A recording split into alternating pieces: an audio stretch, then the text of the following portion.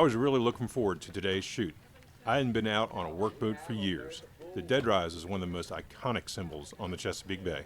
Well, my grandfather was a Native American waterman, and I lost my dad to Vietnam, and it kind of skipped a generation. So here I am. I was born here. I owned my first boat at 8 years old and still got one. I guess I'll have one till I'm too old to have one. These are locally grown wild-caught oysters. These came from the Rappahannock River.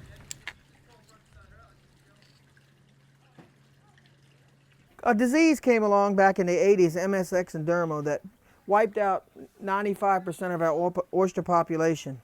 Oysters have made somewhat of a rebound, and it's a lot to do with private industry, investment, and nature. I believe this planet, if you leave it alone, it will heal itself. The issue is just letting her do it. This is the third oldest colonized area in the United States. This creek was established in 1624 by Robert Carter III. Talking to William, I was amazed at just how large of an area he covers during oyster season, from the Rappahannock down to the James River and all the way back up to Tangier Island and then over to Chincoteague. So when one area starts to dwindle out, he just picks up and goes to the next. It's a very hard life, but watermen like William have found other ways to supplement their income, like the culinary and eco tours he does on the Rappahannock. On some crab traps or crab pots, whatever you want to call them. A typical waterman will have between 200 and 300 of these, and they fish them daily, and it's done just about like I'm about to example. Not a whole lot different than you would see on Deadliest Catch, just calmer. A little bit warmer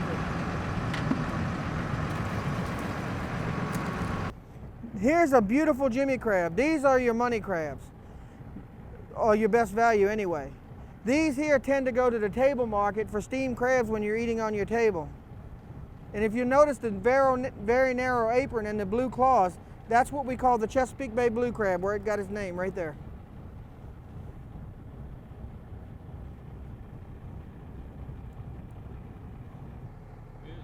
If you'll notice, there's these round circles in these pots. These are a very specific ring that is designed to let the small crabs escape. It not only preserves the future, but it also cuts down on the coloring and measuring for the watermen themselves. Well, if you notice the very wide apron on the bottom and the orange claws, that identifies her as a female crab. Anytime you're eating processed crab, these tend to go to the picking houses because the females are a little harder to pick, and Maryland has an astigmatism about throwing the female crab back, but in Maryland, the female population is so low they can throw them back. In Virginia, they run about 60% females as opposed to 10% females in Maryland. And these, if you're eating crab cakes, crab dish, anything that's prepared crab, you're eating this lady here. Coming back into the dock, we saw a kayaker who had flipped out of his boat right in front of us. Not a problem. William just yelled out, "Coming around you," and turned that boat on a dime and right into the next slip without cutting the speed or the slightest hesitation. I wouldn't have expected anything less.